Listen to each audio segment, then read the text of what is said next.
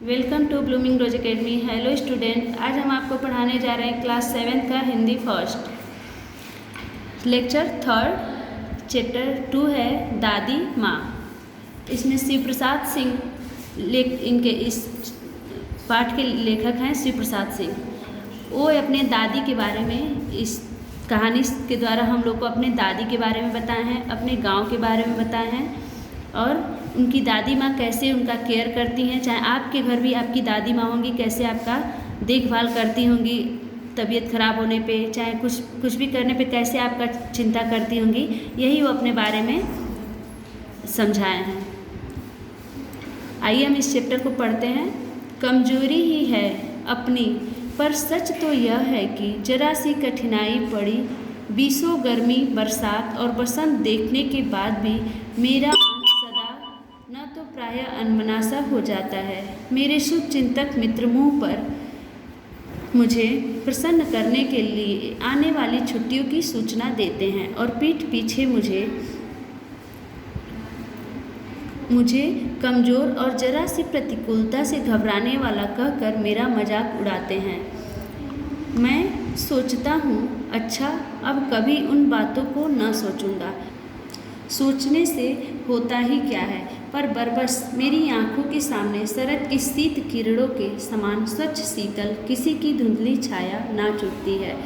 इसमें लेखक कहते हैं कि उनकी कमजोरी है कि वे सच तो है उनके साथ जब भी कठिनाई पड़ती है, चाहे गर्मी बरसात बसंत आने पर उनका मन स्थिर नहीं रहता है। उनके शुभचिंतक, उनसे जो लगाव रखने वाले उनके मित्र हैं, उनके बारे में अच्छा सोचने वाले उनके जो दोस्त हैं, उनके मुंह पर उनके प्रसन्नता के लिए उनकी छुट्टियों की उनको सूचना देते हैं, पर पीठ पीछे उनके बारे में उनको कमज़ोर कहते हैं, घबराने वाला कहकर उनका मजाक उड़ाते हैं। वे कह रहे हैं कि मैं इस बारे में सोचना नहीं चाहता हूँ, फिर भी अचानक से उनकी आँखों के सामने ठंडी के दिनों में जो शीत किरणें होती हैं, उनके सामने सुंदर और स्वच्छ धुंधली छाया की तरह सामने आ जाती हैं। मुझे लगता है जैसे कुंवार के दिन आ गए हैं। मेरे गांव की चारों ओर पानी ही पानी हिलोरे ले रहा है। दूर की सिवान से बहकर आए हुए मोथा और साई की अधगली घासें, घेऊर और बन प्याज की जड़ें तथा नाना प्रकार की बरसाती घासों के बीच सूरज की गर्मी में खौलते हुए पानी में सड़कर एक विचित्र गंध छोड़ रहे हैं।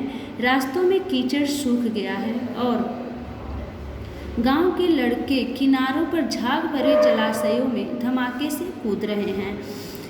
इसमें लेखक कहते हैं कि उनके क्वार के दिन आ गए। क्वार ये महीने का नाम है, जैसे आप इंग्लिश में जनवरी फरवरी मार्च अप्रैल मई जून जुलाई अगस्त सितंबर अक्टूबर नवंबर दिसंबर ऐसे जानते हैं, ऐसे हिंदी में क्वार कार्तिक आषाढ़ सावन भादो ऐसे कहा जाता है। तो ऐसे ही बताए हैं कि क्वार के उनको ऐसा लग रहा है कि क्वार के दिन आ गए हैं।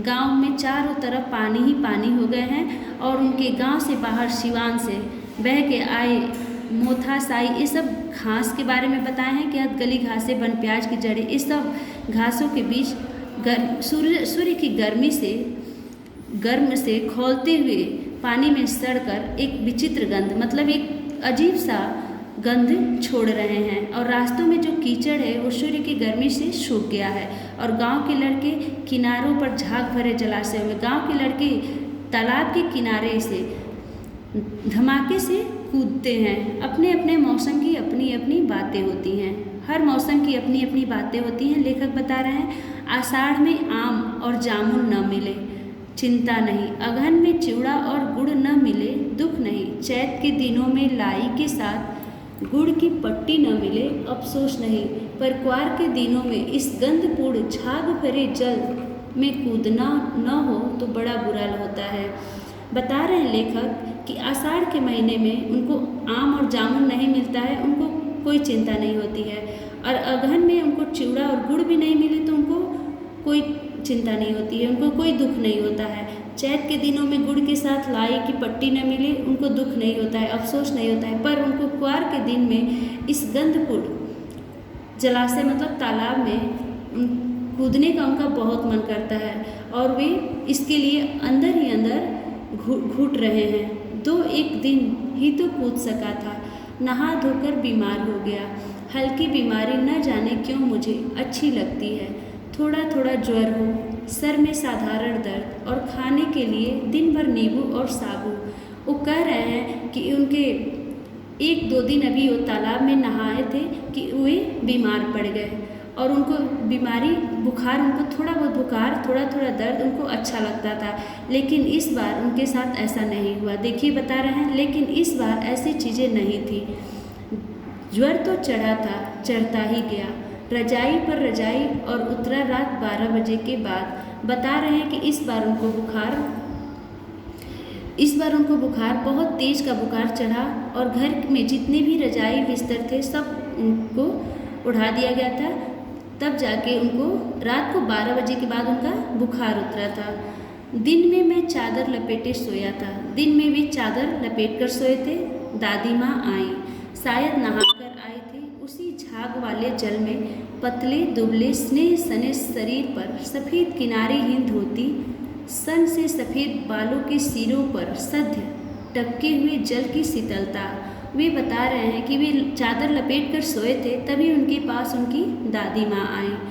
वे तुरंत नहाकर आई थी और पतले दुबले स्नेह सने शरीर पर सफ़ेद, वे दुबली पतली थी और शरीर पर सफ़ेद कलर की साड़ी, किनारीहीन धोती पहन के सफ़ेद बालों वाली, सध्य मतलब तुरंत टपके हुए जल की शीतलता, सध्य टपके हुए जल की शीतलता के साथ आते ही उन्होंने सर पेट छुए। आते ही वे अपने हाथ से लेखक के सर और पेट को छू रही हैं। आंचल की गांठ खोल किसी अदृश्य शक्तिधारी के चबूतरे की मिट्टी मुंह में डाली, माथे पर लगाई। वो अपने आंचल में किसी शक्तिधारी चबूतरे मतलब कहीं भगवान की शक्तिधारी मतलब भगवान के चबूतरे की मिट्टी वो अपने आंचल के गांठ में बांध कर लाई थी, जो लेखक के मुंह में डाली।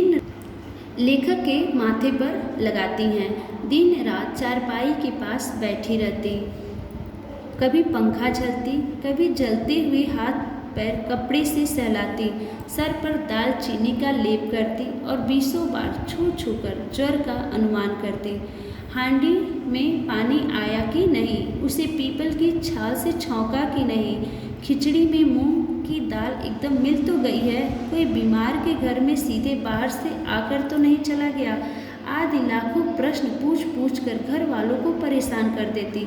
लेखक कह रहे हैं कि उनकी दादी उनके पास बैठकर उनका ख्याल रखती हैं, कभी उनको पंखा झलती हैं, कभी उनके हाथ पैर को सहलाती हैं, सर पर दालचीनी का लेप करती हैं, 20 बार छू छू कर उनके बुखार का अनुमान लगाती हैं और घर वालों को कभी पानी गर्म करने के लिए, कभी पीपल की छाल को छौंका लगाने के लिए, खिचड़ी बनाने के लिए गला कि नहीं, कोई बाहर से आकर घर में चला तो नहीं गया। पहले कोई बीमार पड़ता था तो घर में लोग जाने नहीं देते थे, तो वही वो सब घर वालों से पूछकर परेशान करती हैं। दादी माँ को गंवई गांव की 50 किस्म की दवाओं के नाम याद थे।